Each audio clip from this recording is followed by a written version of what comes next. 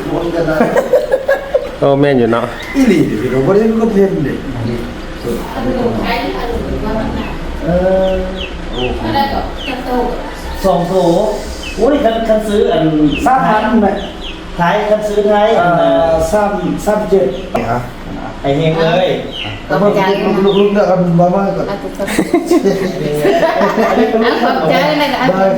ลูกก็ดีหน่อยอันนี้ดอกแม่เนาะได้ๆเข้าใจได้มั้ยนะเข้าใจเด้อมันก็บ่ถึกได้ควบป้ายเลยมันก็บ่ถึกตัว4ตัวไม่ถูกแน่4ตัวซื้อ4ตัวเลย3ตัวมาได้ไกลนะอยู่เลขครบประกอบ10 เล ตัวย อยู่แขวงขมวนเพิ่นมางานดอกอันเซาลีนะเห็นเด้อเห็นไหนโอ้อีแม่ก็ติดตามเป็น FC อะไรพี่น้องเนาะจะเบิ่งนั่นแหละเห็นหลายก็บ่เขาเจ้าแซ่ได้ทำงานเซาลีแม่นแซ่มาจะซะได้มั้ยได้กลับกันแต่เสื้อมันเนาะเสื้อมันสนุกพี่น้องพอเข้าใจเรื่องเก่าคือเรื่องเก่าพี่น้องเนาะอันนี้คืออดีตปัจจุบันคะแนนอย่าหาเพิ่มแต่ว่าพี่น้องเอ้ยแต่ว่าเรื่องราวนี้น่ะบ่คิดว่ามันสิเกิดได้เลยเพราะมันหากันสร้างกันมาอีกแต่คันว่าคือคันว่าเลือกซื้อได้นี่ก็บ่อยากมาซื้อแบบนี้พี่น้องเอ้ยแต่ก็บ่เข้าใจมันเป็นไปแล้วบ่เกี่ยงเป็นผู้ซื้อกับบ่กับ2เส้นได้ก็210 3.2กับบ่ฮู้ว่าเป็นแฟนข้าวเปิ้นก็มันเคยนี่แหละเห็นแบบโต๊ะตั้งอย่างต่างโอ้โต๊ะมันก็จะเป็นเพิ่นไว้หลังหลายอย่าง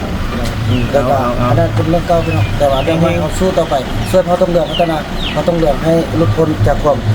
ทุกอย่างก็ต้องไปเนาะเอาเฮงขอบใจเด้อขอบใจจิบ่ได้ให้เลยนี่เงินที่น้องได้มองให้น้องเลยให้เงินเฮงน้องชายโดยโชคดีเมื่อคืนนี้ไอเอาเซ็กเล็กเฮงให้มื้อเช้ามาน้องไปได้เงินเฮียไปได้คำเฮียอีกได้คำนี้เฮียเนี่ยมื้อเช้านี่ขนาดจะว่าแล้วก็ขอให้เดินทางไปความตลอดปลอดภัยในการงานของคนไหนเนาะการงานของงานใหม่ฝากติดตามเด้อ FC บ่าวบุญนำติดตามบ่แต่ค่ำได้แล้วก็ FC บ่าวแต่ค่ำไปบ่าวบุญนำบ่าวบุญนำเลยสำหรับ EP นี้เนาะของเฮาขอบใจ FC ผู้มีน้ำใจแบ่งปันเหมือนฟ้าบันดาลให้สร้างรายการนี้มาสวยเหลือคนทุ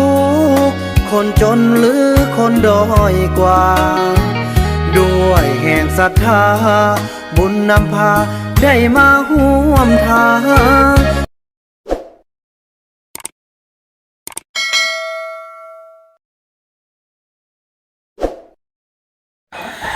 สบายดีท่านผู้ชมเนาะสบายดีภาพบรรยากาศในยามเช้าอยู่ที่บ้านกลางพี่น้องเอ้ยเนาะภาพบรรยากาศนี้ก็เป็นภาพบรรยากาศที่ทางอ้ายเฮาจะได้กลับบ้านกันแล้วพี่น้องเนาะซึ่งว่าตอนนี้หลังจากที่เพิ่นได้ไปถ่ายทำอยู่ทางโรงเรียนบ้านกลางเป็นโรงเรียนที่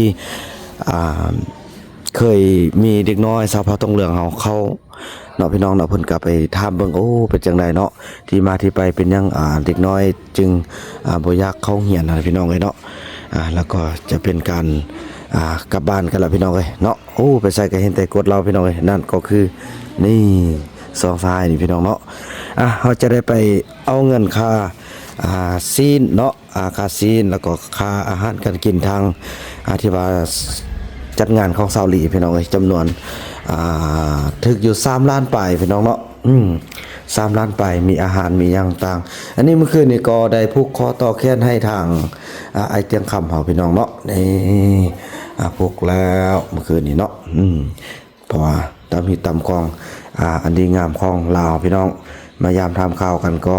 ผูกคอต่อแขนกันเนาะก่อนกลับบ้านกับเพื่อนกันก็ได้สร้างความรักความแพงกันพี่น้องเลยเนาะแม่เอ้ยมื้อนี้ก็ทางไอเตียงคำมันก็สิได้กลับแล้วเนาะจังซี่ล่ะจังได๋ก็ขอบใจนะอ้ายขอมอบให้อ้ายเป็นจ่ายเงินให้น้องได้น้องพ่อจ่ายนี่บ่มักปานใดเป็นเกียรติแล้วอันนี้เป็นค่าอาหารของซาวลีเนาะขอบคุณนำผู้ที่ว่าช่วยเหลือซาลีเนาะที่ว่าในแม่ก็เป็นผู้ซื้อผู้เต้งแล้วก็เพิ่นก็เอามาใส่คืนเนาะอาหารการกินน่ะเป็นผักเป็นมีเป็นคือว่าเนาะทุกอย่างก็ถือว่ารับผิดชอบงานนั้นก็เป็นอาหารการกินนั้นถือว่าอีเมได้ แต่แท้จริงก็สิไล่หมดก็มันก็ไล่ก็นั่นแหละ แต่ว่าอีแม่ แต่ ก็ ก็ ซอยไปนำซอย ตั้งช่วยพี่น้องเอ้ย เอามาใส่ตามนี้เลย ก็ถือว่าจำนวนหลักๆก็ถึงอยู่ 5,000 บาทพี่น้องเอ้ยจำนวน ใส่ได้เด้อ มอบเงินเพิ่นมอบให้เพิ่นเอง นับด้วยแม่เขาบอกครบป่ะแม่ กะหารกันกิ เพิ่นจ่ายก่อนแล้วอีเมลจ่ายก่อนแล้ว ไม่ใจกันแต่ว่าลูกก็เอามาให้ตามหลังกัน โดย5,000 บาทเนาะขอบใจแม่หลายๆที่เป็นผู้ที่อยู่แม่นแหละถือว่าอยู่เบื้องหลังของความสำเร็จของงานนี้พี่น้องก็ถือว่านับแต่มื้อคืนเนี่ยพี่น้องมาพากันวัคซีนพากันใจพักพากันทุกอย่างทางไอ้เจียงคำเพิ่นได้มาเห็นเนาะก็ถือว่าพี่น้องหลายคนอีกพี่น้องเอ้ย ช่วยกันลูกก็สิบ่ทันกับงาน แม่นโอ้บ่ทันเลยบ่จัก บ่ ปุ๊บ มีพี่น้องมาช่วย แม่นแหละแม่นแหละยอมรับเลย เล่าพี่น้องมาช่วยพักลาบช่วยได้บ่จักว่าพักว่ามีเต็มเลยแหละ เต็มเมืองเลยคนมาซอย แม่นแหละพี่น้องเอ้ยคันว่าโอ้คันจังซี่แหละผู้ใดอยากเบิ่งเบื้องหลังในการทำอาหารแล้วว่ามีจำนวนพลอย่างต่างฝากเข้าไปเบิ่งทางช่องไอเตียงคำนากายพี่น้องเนาะก็ถือว่า คิดว่าเฮาเฮ็ดงานหนึงเนาะอยู่มันเฮาก็มันสิซ้ำได้เนาะ แม่นแหละเพราะว่าอายเพิ่นขึ้นมาพี่น้องก็เดินทาง12ชั่วโมงขึ้นมาตั้งแต่เช้าขึ้นมา12ชั่วโมงมาฮอดกับผู้ที่ค่ำแล้วก็ค่ำแล้วก็พอดีมานอนนี่แล้วก็มาเบิ่งภาพบรรยากาศนํกันเนาะแล้วเพิ่นก็ได้ถ่ายทำลงทางช่องเตียงคำนากายพี่น้องเอ้ยเนาะแล้วก็ทางช่องเบาสุขเนาะสุขสันต์ สุขสันต์เบาลาว สุขสันต์เบาเหล่า แต่ พี่ น่า น้อง เสี เอ้ ย ย ดายได้แต่ว่าเตียงคำมาสาได้เนาะแต่บ่ทันยินฟักฟัก ก็สุดที่เนาะ ฟักปุ๊กผู้ดีเพิ่นล้างเขียง เดี๋ยวกำลังมี มีถือว่ายังกะยาพี่น้องเอ้ยเนาะก่อนสิฮอดจุดลังเคียงก็ถือว่าผ่านหลายอย่างทั้งมือพี่น้องเอ้ยเนาะสั่นแหละขอบคุณขอบคุณนำแม่หลายๆเด้อที่ สองห้องพักห้องมีได้แบบนั้นเนาะ โดย ขอบคุณ โดยขอบใจ มาโอกาสหน้ากะหาเพิ่นนั่นช่วยตึ้มเนาะช่วยเฮาเรื่องนะ โดยแม่นแหละพี่น้อง เขา เอ้ย รู้ผลเนี่ย เนาะ เป็นห้องเป็นใหญ่อยู่ไปจึงเด็กน้อยทางซ้ำก็โอ้ยก็บ่เป็นคนเฮาตึ้มแหละ แม่นแหละ ไม่ญาติเลยได้เว้านำ บ่จื้อเลยก็แบบจังได๋วะเฮาสิบังคับเขาไล่ก็เขาก็ขี้ยานเฮานะทั้งนั้นแหละขนาดลูกอยู่นำบางมือก็ยานลูกก็มี เครื่องเตาหันเลยเปื่อยเบิดเกิดว่าบัดอยู่แม่หันสะอาดสร้างแม่สร้าง จุดที่เพื่อนมาอยู่นี่คือเพิ่นเว้าภาษาลาวเจ๋งเทียงแล้วก็คือคนลาวเลยเข้าไปเลยเนาะแต่ว่าอยากฝากทางFC น้องบุญนำตึมคือโรงเรียนที่เด็กๆได้เข้าโรงเรียนนะเพิ่นก็บ่เตรียมกับไปถ่ายทำแล้วแหละเพิ่นก็มีแผนของเพิ่นเนาะสิเฮ็ดตายไอ้บ่แม่นตายในของวัดแล้วเนาะเฮ็ดกำแพงหรือหัวเป็นหัว ล้อมกว่า หัวอันน่ะหัวออมโรงเรียนนั่นน่ะ เพื่อป้องกันเด็กน้อยบ่ให้ออกมานอกและการโจรจับนั่นแหละว่าสิกันก็สำคัญอยู่เพราะว่าซุมื้อนี้มีโจรหลายนะกำแพงอมจอดมันน่ะ ข้าวแกงหลักเด็ก เป้าหมายของเพิ่นตามที่ไปถามอำนวยการเพิ่นว่าจะมีเป้าหมายของซกเนาะมีแผนของซกว่าเดือนนี้ยังบ่บรรลุ14ป้องเพิ่นจะแบ่งเป็นล็อกอย่าง14ล็อกก็ถ้าไล่เป็นเงินตามที่เพิ่นไล่หั่นตกอยู่21ล้าน 21ล้านก็ถึกอยู่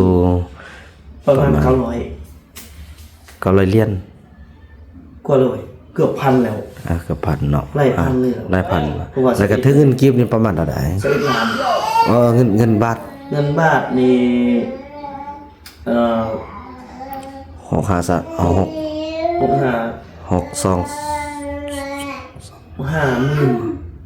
ระมาณ 30 ประมาณ 40,000 กว่าๆ4 6 4 24 40,000 38 40,000 6 4 24 40,000 3-4 เนาะ มีความหวังอยู่เนาะกันหาเด็กน้อยอยากกลับมาเขาตึ้มเพิ่นก็ยินดีต้อนรับคือเก่านั่นแหละ แม่นแหละเพราะว่าเดี๋ยว เฮียนเดียวเลย แม่น เบาประกาศตาหน่อยเพิ่นก็ยังได้เอาเฮาอยู่ได้ โอ้แม่นเพราะว่าทุกอย่างนี่รายชื่อยังคือสถิติอยู่โรงเรียนนี่คือเก่าเพราะว่าน้องสิพยายามสอนแล้วเวลาสอบน่ะน้องสิจอบเขามาสอบเพื่อให้ได้ประกาศหั่นน่ะเป็นการยั่งยืนของเขา ตาหน่อยเพิ่นก็ได้เบาจังยืนจักอนุบาล3นั่นต้องได้มารับเอาได้ โดยเนาะได้พาตอนน้อย อนุบาลนั่น ได้ เบาไป ได้ครับเอาพี่น้องเอ้ยเนาะดีใจที่บ่ปากบ่เทียมกาทุกคนก็เป็นห่วงพี่น้องเนาะ กันถ้าว่าได้ไปเข้าคนอื่นก็ที่ว่าเอาเบาตัวนี้นี่ได้ไปยืนอีตึ้มน่ะ เกิดไปเฮียนประถมต้องได้ แม่น ซุมื้อนี้มีเบา แต่ว่า ยืนไป ถ้าเฮาได้ไปอยู่ป่าแต่ก็สถิติเฮายังขึ้นโรงเรียนคือเก่าพี่น้อง ก็ถือว่า จังได๋ก็ฝากน้องบุญธรรมนำหั่นแหละ ได้ เรื่องการสิทธิ์สอนถ้าว่าพ่อจ้างเนาะ ได้ เขาเอิ้นว่าถ้าอยู่บ่อื่นเนี่ยเขาจะเอิ้นว่าครูเคลื่อนที่ อืม เป็นครูเคลื่อนที่ครูสอนเคลื่อนที่นะ ได้ ตัวอย่างว่าอาทิตย์หนึงเขาเจ้าจะไปสอนแต่ละจุดนี่อาทิตย์หนึงสอนบ้านนี้สอนบ้านนี้มื้อหนึงสอนบ้านนั้นมื้อหนึงสอนบ้านนี้มื้อหนึงอันนี้ก็มันก็มีอยู่ในระบบอยู่ ระบบของการศึกษาอยู่เมืองนากายเมืองบุรพาแขวงขมวนยังมี ได้ ครูเคลื่อนที่ก็ใช้ไปสิแหละนักเรียนน้อย เสนอไปตามขั้นตอนเบิ่งเนาะบางเทื่อ เจ้า เกใครมา แม่นๆ ช่วยก็มีก็ ตัว เนาะ ตัวนี้อันน่ะลูกเคยเห็นแล้วคือครูเคลื่อนที่นี่สิมีอยู่แขวงขมวนเฮานี่ยังเห็นแต่อยู่เมืองบุรพา ที่เพิ่นจะไปสอนยกตัวอย่างว่านักเรียนในหมู่บ้านหนึงมันบ่พอตามมาตรฐานเงื่อนไขของกระทรวงศึกษาธิการนะ ได้ ศึกษาและกีฬาแล้วเพิ่นก็จะแต่งว่ามีครูเคลื่อนที่นี่ไปสอนอาทิตย์หนึ่งสองมื้อบ่มื้อหนึ่งสองมื้อสามมื้อเพื่อบ่ให้เขาลืม ได้ ลองเสนอเบิ่งเด้อน้อง อยู่ คุณ แถ นะ วอันเมืองเฮานี่ก็มีแบบว่าครูภาษาอังกฤษน่ะเนาะบ่พอแล้วก็เอาอาทิตย์นี้ไปสอนบ้านนั้นอาทิตย์นี้ไปสอนบ้านนั้น แม่นๆ นี่ โอ้ เขาเอิ้นว่า ดี ครูเคลื่อนที่อันนี้ก็ฝากน้องๆบุญนำปรึกษาเบิ่งกับคันเทิงเพิ่นลองเบิ่งว่า ได้ เดี๋ยวนี้นักเรียน3คนนี่เฮ็ดอะไรสิได้ให้เขานี่สืบต่อทางด้านการเรียนการสอนนี้ ได้ ขอในรูปลักษณะแบบให้เพิ่นช่วยเหลือเรื่องการสิสอนเป็นครูเคลื่อนที่นี้อาทิตย์หนึงเทื่อหนึงบ่2เทื่อบ่สินะลองเบิ่งเด้อน้องเด้อ เขาก็ให้เพิ่นเฮิมอะเนาะเป็นเลยว่าเขา แม่น สิให้เพิ่นเฮิม แม่น เพื่อน้ำมันเพิ่นเข้าไปหา แม่น ลองเบิ่งแนวคิด ได้โอเค สำคัญเนาะเรื่องอัน สำคัญ การศึกษาน่ะก็เป็นห่วงเป็นใยน่ะจักหาล้าน3คนหั่น ได้ ได้เขียนเป็นเนาะ แม่น หลายนะเนาะ แม่น นี่ว่าเรื่องอันภาษาเบาให้เขาฮู้แล้ว โอ้โห เขาไปจับ 100% แล้วนับเลขฮอด40 50เป็นหมดละนับแกนมาค้ำก็นับได้หมด50 60เลย กันให้หัวหน้าเผ่าสอนนี่ก็ค่าได้เรียกหลายแท้ แม่น จะเรียกพัฒนาส้นเผ่า แม่นเลย โอ้หลายอย่าง กันได้แม่อยู่มอนแม่ก็สิเที่ยวไปซ้อนทางป้าเนี่ยลูก แม่นอันนี้ซออยู่ แม่ก็สิไปซ้อนทางน่ะ น่าสบายบ่มีบ่คือว่าแล้วบ่ใกล้แดกก็งบประมาณก็บ่มีแดพี่น้องเอ้ยเนาะจักซั่นแล้วพี่น้องเนาะค่อยว่ากันอันเดียวก็ได้ว่าปรึกษาเลยกันเชื่อมั่นน้องจะสานต่อให้ได้ โอเค เนาะ โอเค ถ้าเอาใจได้เก็บ เก็บ เฮีย2,000ไปคำเฮียอีกตึ้ง เอ้า คำวงเบิ่งอันนั้น ดูว่า เฮ็ด ได้อยู่ไส มี มี อั อั น น อยู่กับเพื่อนนั่นเป็นของ อ้าว เทของพุทธของ แท้ก็ ของเทพ คำอันนางเป็นได้ว่าเราอันลูกลิ้นน่ะอีมีหน้าลิ้นมันก็สอบไปเลย เอาไปส่งคืนซะนะแม่นบ่อันนี้มันคำแท้มันบอกคำผู้ว่องแท้เนึง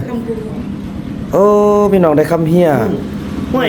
ลายแซนเติบได้นี่ เออ แม่นข้อนี่มันก็ ขอ โอ้ยสันแม่นข้ออีแม่น่ะอีพ่อซาบ่ฮึกเนี่ย น่า คำอีเป็นอันคำพลังน่ะแม่นข้ออีแม่อันเพิ่นออกจากมือนั่นน่ะ น่าโอ้ได้คืนมาอันเฮียอยู่กับเพื่อน เออ อันนี้เป็นเงินเฮีย เอ้า เงินเนี่ยเอาเบิ่ง ได้ เลข เสาร์นี้ 0643 515 แม่นเห็นแน่นอนเห็นเพราะว่าอีพ่อเพิ่นออกจากอันพ่อแม่น่ะ คำคูณแม่บัดนี้นะคำคูณเนี่ยโอ้ได้อันไล่ ได้ทั้งเงินเฮง เออ เฮงทั้งเห็นระบบเซ็กเลข อันนี้ล่ะอยืนได้รถ เนาะมันขึ้น นี่อันไม่ยากก็ได้คำขึ้นลูกค้าก็ได้เงิน2,000นั่นเด้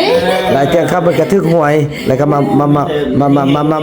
มอบผู้แค้นให้บาผู้นำด้วยซิกเลขพี่น้องเอ้ยที่ว่าเอาเฮงให้เลยพี่น้องเอ้ยเนาะ น้องเพิ่นก็ต้องขอขอบใจทางน้องบุญนำน้องที่ ได้ คือเห็นน้ำกันนั่นแหละบ่เตียงกับอาจารย์ หน่อย เนาะแต่ว่ามาเรื่องการสร้างสรรค์ผลงานมันชีวิตคนพี่น้องมันก็จะมีขึ้นแล้วก็มีลงเนาะ หน่อย คือสิ่งสำคัญก็คือเฮาบ่เพียดเบียน หน่อย อิสานกัน หน่อย ช่วยกันสร้างสรรค์พัฒนา หน่อย ดังเช่นส้นเผ่าตองเหลืองนี่ก็บ่เตียงคำมาเริ่มกับน้องบุญนำตั้งแต่ต้นแต่ว่าเป็นอย่างคือ FC หลายๆท่านว่าเอ้าคือบ่ไปซอยบุญนำได้มีหยังกันไก่แห้งเนาะ แม่น มันไก่มันยากเนาะครอบครัวบ่เตียงก็ยากอยู่บุญ ได้ น้องบุญนำนี่โทรบอกกันอายขึ้นมาเนาะบอกบ่เตียงขึ้นมาช่วงที่คนเบิ่งหลายๆน้องๆก็เป็นห่วงยานอายนี่ บ่มีรายรับเนี่ยเพิ่นก็โทรบอกไอ้ขึ้นมาซอยกันเด้อพี่นะแต่ย้อนความจำเป็นของครอบครัวมันไกลกัน ได้ 500-600 กิโลเมตรพี่น้อง แม่ไปเป็นมือกว่า ไปเป็นมื้อเนาะก็เลยโอ้มาพี่ทีมพุ้นไปพุ้นพี่ก็เลยมอบให้น้องว่าน้องเฮ็ดให้เต็มที่ไอ้ก็สิพยายามช่วยทางด้านแนวคิด ได้ ทางด้านประสบการณ์ที่เราเคยเฮ็ดเวียกนำองค์กรต่างๆมา10กว่าปี ได้ ก็พยายามบอกน้องฝึกให้น้องตัวใดบ่เข้าใจแต่น้องก็เก่งแล้วแหละพี่น้องเอ้ย ได้ น้องผู้นำเก่งแล้วก็ให้รักษาความดี ได้ ให้รักษาความเชื่อมั่นต่อ FC เนาะแล้วก็รักษาความดีแหละไว้ซื่อสัตย์สุจริตไว้ดีที่สุดเนาะ โดย ทุกคนบ่เคยมีไผบ่ผิดพลาดแต่ผิดพลาดแล้วเปลี่ยนแปลงนั่นคือเป็นคนจริง ได้ ฝากน้องบุญนำนำเนาะ ขอบใจทางอาจารย์ใหญ่ฮะเนาะพี่น้องเนาะสันเฮาก็จะได้เกี่ยมกินข้าวกินน้ำแล้วก็สิเกี่ยมเดินทางกลับกันพอบาวผู้นำยังสิได้ไปส่งพระขวัญไปให้ค่าแต่งหน้าให้ค่าเบียร์ให้ค่าโอ้ยหลายๆอย่างพี่น้องเอ้ย คนมีค่า เนาะ มีค่าขนาดเลยตอนนี้พี่น้องเอ้ยค่าใช้จ่าย แต่ก็ขอบคุณนำ FC เนาะโอ้ถ้าบ่มีทุกทานช่วยนี่ตายแท้ๆพี่น้องเอ้ยบ่าวนำตายแท้ๆพี่น้องเอ้ยก็ได้หลายครับส่วนซอยเลย เนาะแม่น โดย แห เฉ ละ พาะ FC แหละเป็น แม่น ใจรักในการส่ง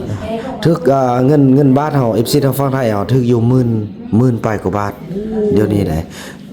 ถือว่ารวมๆแล้วก็ถือว่าทาง FC ทางลาวทางไทยก็เดี๋ยวจะมีคลิปหนึงที่จะสรุปเนาะหลังจากแม่นๆก็น่าจะโอเคอยู่พี่น้องเอ้ยถ้าบ่พอเท่าใดก็เป็นการที่ว่าช่วยเหลือจากครอบครัวบ่าวมุนำเนาะถ้าบ่มี FC นี่ตายแท้ๆพี่น้องทุกข์แท้ๆพี่น้องเอ้ย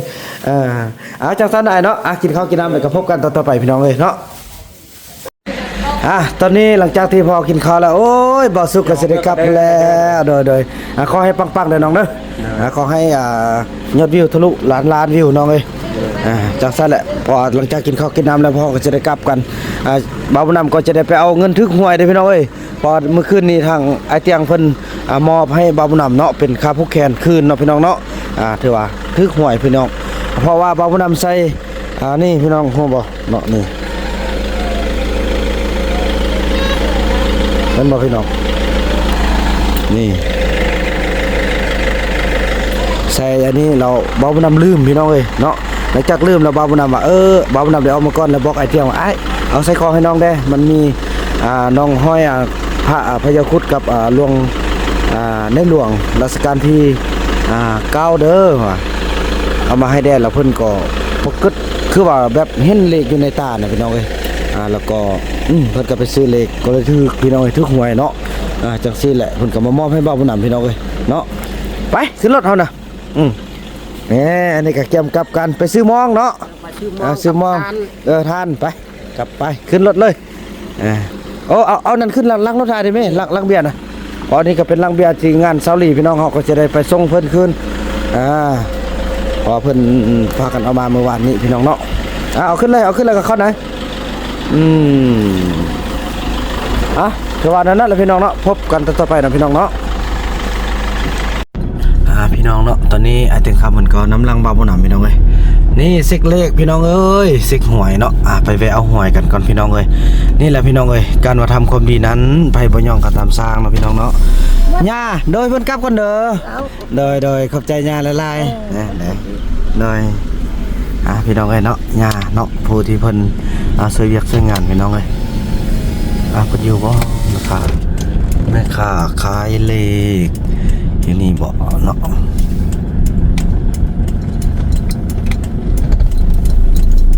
นี่น่าจะอยู่นี่พี่น้องเอ้ยโอ้วันนี้ผลิตอันนั้นเด้น้องยืดท่าเด้อลูกยันลูกให้พี่น้องเอ้ยนี่อันนี้ทางหลังพี่น้องแม่อันน้องน้อยไปใส่อีน้อยไปใส่เน่โอ้พี่น้องเอ้ยเนาะเอาห้วยมาน้อยเอาเงินแดงเงินถึกห้วยได้ไล่ได้เขาอายนี่แหละเลขอัน6โต3,000พุ่นเนาะฮะถึกค่ายอยู่นี่นะซื้อเมื่อวานนี่ ซื้อวานนี่ที่สาวที่ส้นบ้านส้นยะน่าจะแม่นเด้อเนาะเล็กยัง เอากดเอาพี่น้องเลย แม่นบ่ อ้าวเจ้าสื่ออยู่ซะ เด้ นี่ ส้น อยู่ส้นนะนะ อยู่หานับอิดเลย เบื้องซ้ายมือ ตานเลยเฮงอยู่ เฮ้ยซื้อตามมันเลขไอ้อย่างก็เลขเบอร์โทรอันเขาเจ้าก็เลยถึกซ้ำ จักเบิ่งรหัสพร้อมกันเลยสักก่อนนี้เนาะชื่อสิบ่แม่นก่อนนี้ชื่อสิ แล้วไปเอา มีจักเจ้าอยู่ มีจักเจ้านี่นี่ ซื้อหยังเนาะนี่เนาะจะ กู ซื้อ บ่ได้ถามเลยเพราะว่า นี่อยู่ส้นนี่นะ ผู้หญิงก็อยู่ส้น ทาง วัดนี่นะอยู่วัด นี่หว่า เอ้ย บ่แม่นส่วนวัดน้องยกตัวอย่างเขาเข้ามาจากอันทางน้องแนะนำไอ้เนาะมาแล้วมันมีเลี้ยวขวามันบ่วางสามแยกกันแหละ อีวันที่ผู้สาวเก่า อีวันแหน่แม่นแหน่ อีห เอา ยัง คือน้ำไอ้ตอด อีวันหรืออีวองมี2คนเฮาเรียก เพ กัน ราะว่าเฮา ตัดใจตัด จ้อย จะจ้อยว่าอีวันแม่นแหละ ผู้สาวเก่า เอาแล้วเฮงละโบ เพลงนำผู้สาวเก่าสาว เรื่องดอกเอา เพราะเพราะอันเอาเราอยู่ไสอันสาขาเพิ่นนี่ ตอดอยู่ขายหันนะ เราไปเอานำอันนั้นเลยได้บ่บ่ไปเอานำผู้สาวเลยได้บ่ ใช่เนี่ย โอ้ไปเลยแล้วป้าโตโหดสุดพี่ ดี น้อง เลยไอ้บ่ได้ถ่ายคลิปไว้เมื่อคืนนี่แป๊บ โอ้ยพี่น้องเอ้ยเนาะว้าอีหยังวะบุญ สมพงษ์กันตี อ๋อบ่หมด บ่ดึงหัวยานบ่ เนาะอดเอาเด้อเมียเด้อเงินหวยเงินหวย เอา โอ้พี่น้องเอ้ย เรื่องจริงแล้ว อยู่ในรถ ท่านเล่นกัน พี่น้องเอ้ยโอ้เด้ยอยู่ในรถนี่แหละ ดองเสาลี่ อันนั้นเลขผู้สาวเก่า อย่าเครียดเด้อ พี่น้องเอ้ยเนาะไอ้คำเฮาก็ซา ไปซอกซื้อเลขกันเลย เอานี่บ่อนเขาเจ้าเฮ็ดอัน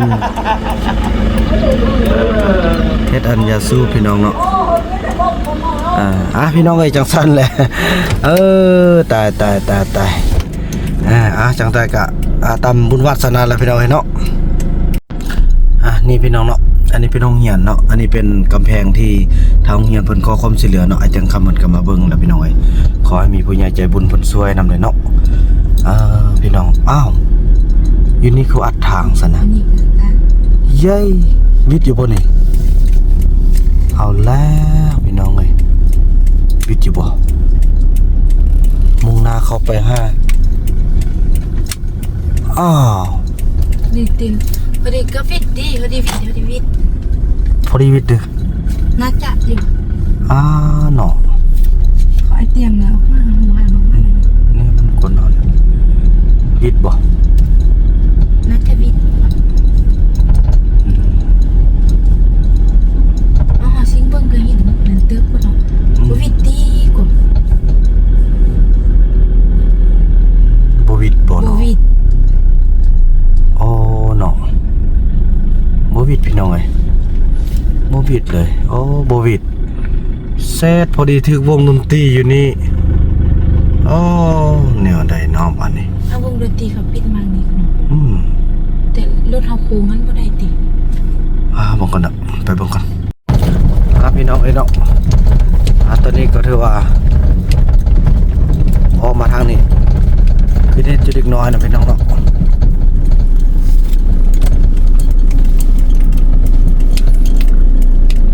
แถวไปซอกหาจุดลูกๆพี่น้องเลยเนาะ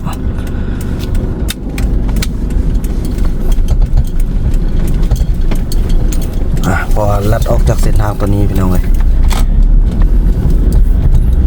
ในห้องเรียนโบมีอีกแล้วแต่มาจะมาสอบพี่น้องมาสอบเอาใบประกาศเนาะพอจะได้ซ่อนเขาเจ้าอยู่ทางป่าคนพี่น้องเนาะตอนนี้มุ่งหน้าเขาไปเอาเงินพี่น้องเลยเอาเงินเฮงพี่น้องเนาะมุ่งหน้าไปเอาเงินเฮงพี่น้องเลย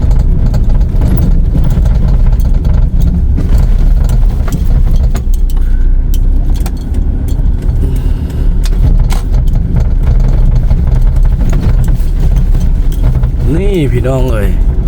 หอดแล้วพวกจิทับไอเตียงก่อนเราซื้ออยู่นี่บ่ถ้าเราซื้ออยู่นี่เราแม่นแน่นอนเนาะพอเฮือนเราอยู่นี่พี่น้องเอ้ย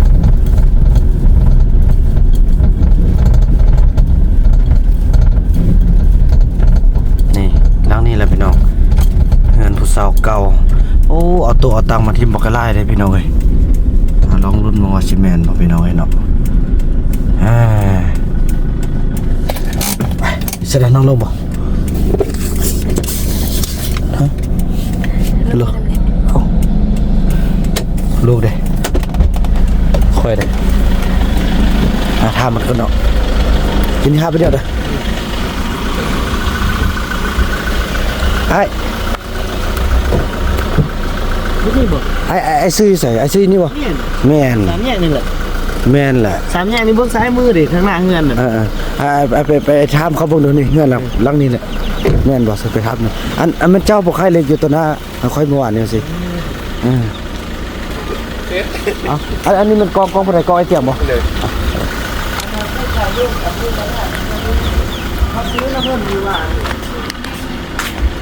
อกเพิ่นอยู่นี่แหละ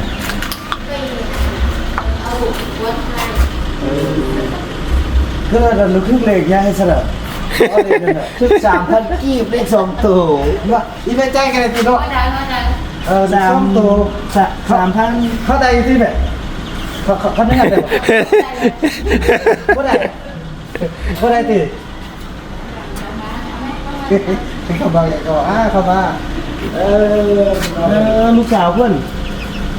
ซื้อเยอะเหรอพี่น้อง3แยกนั่นแหละ เออ บ่คืนนี่ต้องเห็นตัวก็กระซ่า ฉันแล้วกับ เชื่อม่วงบอก อีกคนกันนะ โอ้แม่นอยู่เนาะ อีหลีพี่น้องบ่ได้คนเพิ่นเด้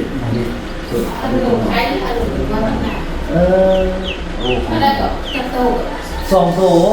โอ้ยคันซื้ออัน 3,000แม่ ท้ายคันซื้อท้ายอัน3777 3,000ที่ก็ได้โตได้แบบพันกินน่ะ70 37 21ว้าวเกือบ1 เดือนละนึง37 210ก็210พันน่ะก็ได้ลูกจักคนเหรอ มีสองคนเลยดิ ผู้หญิงเหมือน ผู้หญิงผู้หญิง สองคนเลย ใส่มือก็ตอนอยู่30เนาะตอน40แม่มันว่ามันหาบ่ง มันเพิ่นบ่ หาที่รับมาแล้วว่าบ่แม่ให้เฮาหรอกแม่ เพื่อนนั้นเพื่อนมาแต่มาตายเราพอดีมาซื้อที่เราเพิ่นมา เนาะ เพิ่นมาพูดแค่นั้นรู้ เป็นเขียนทำแขกให้น้องชายเลย เพราะกันมีเงินเนาะอันนั้น 40,000 เอา40บาทนี่บ่นี่มีแต่ดอก แล้วบอกนั้นก็ให้เฮงเลยให้เฮงไปเลย 10,000น่ะ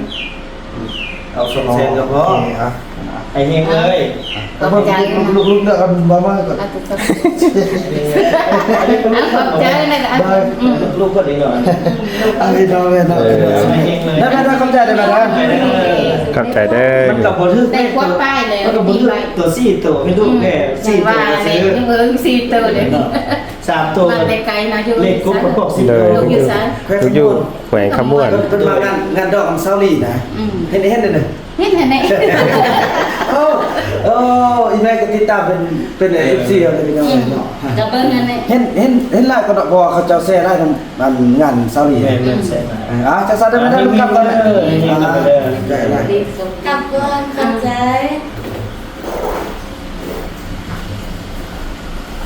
ถึงงงโอ้กลัวถึงเลขอีกเพิ่นบ่ น้องเอ้ยมันอันไหนบ่สมพอนี่เป็นบ่ถึกปีนเมียนี่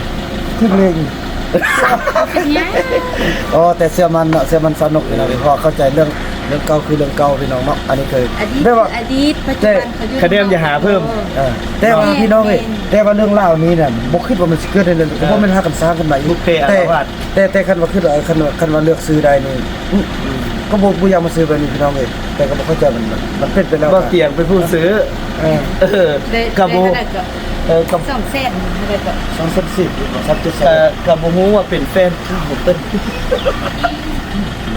คือมันเคยดีเลย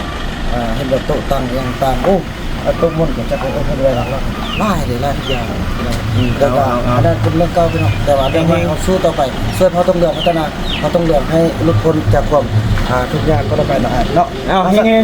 ขอบใจเด้อขอบใจ อาจจะบ่ได้ให้เลยนี่เงินให้น้องได้บ่ให้น้องเลย ให้เงินให้น้องชาย โดย เอาโชคดีโชคดี เมื่อคืนนี้ไอเอาเซ็กเล็กเฮงให้ เออ เมื่อเช้ามาน้องไปได้เงินเฮียไปได้ทำเฮียอีก ได้ครับนี่แม่เฮียเนี่ยมื้อเช้า เฮ นี่ งกันน่ะจะว่าบังเอิญมาแล้วอยากซื้อร้านใดก็บ่ซื้ออยากซื้อร้านนี้เอ๊ะตัวแม่แล้วประเด็นเพิ่นซื้อถึงแล้วเพิ่นเราอันเพิ่น มันอยู่เกินเขาก็มาสู่แต่รถเขาก็คือแต่รถ น่ะเพิ่นมาผู้แค่นั้นเป็นเงินนั้นผู้แค่นั้นรู้เราไปเอาเด้อสินะเพิ่นอยู่ไกลสินะเนาะจะทายมากกระทึกพี่ทึกน้องเขาคือเก่าพี่น้องเนาะอีแม่กับว่าพี่น้องเนาะคันอีพ่ออยู่แห่งพวกพี่น้องอีพ่อเป็นคนตลกขนาดพี่น้องเลยปดอยู่นี่แค่ผมจะเงื่อพี่น้องเพิ่นเป็นคนตลกมักม่วนคือกันพี่น้องเลยนี่ อันนี้ลูกสาวเพิ่นบ่ แม่น ภาษา ถ้าผู้ที่ซ่องเนี่ยซื้อยังไงนะ เอาลิน ทุกดอกเป็นเงิน เมลินเนาะ เป็นอย่างนี่ก็บุญมี สายจองไว้บ่ จองไว้เลย ก็เป็นลูกเคยบอก จองเป็นลูกไฟ อัน แล้ว นี้ลูกชายดิแล้วลูกชายเนาะ ไปเนาะเดี๋ยวได้เฮากับสีล้ำหน้าเลยเพราะว่าเดินทางไกลแต่นี่ไปก็เกือบ600 700กิโลเมตรเดินทางก็น่าจะบ่ฮอดหรอก ไป สิสู่โซนในฮอดปากซันสิพัก ปั ปาก ก สั ซั ต น ว์ก็ขอบคุณใจทางอายแล้วก็ขอให้เดินทางไปความตลอดปลอดภัยในการงานของคนไหนเนาะ ครับกันหน้าของงานใหม่ฝากติดตามเด้อ FC บ้าวบุญนำติดตามบ่แต่ค่ำได้แล้วก็ FC บ้าวแต่ค่ำไปบ้าวบุญนำนำ เรานำเลย ครับ เนาะ สำหรับ EP นี้เนาะของเราลำลา เนี่ยแหละ ลำลาไปก่อนเนาะ ลำดาสุดท้ายไปเพียงนี้แล้วก็พบกันใหม่ในเรื่องราวต่อไปแล้วก็มีแน่นอนเราจะมาห้ากันอีกครั้งอีกทีเนาะพี่น้องเนาะนะจะมี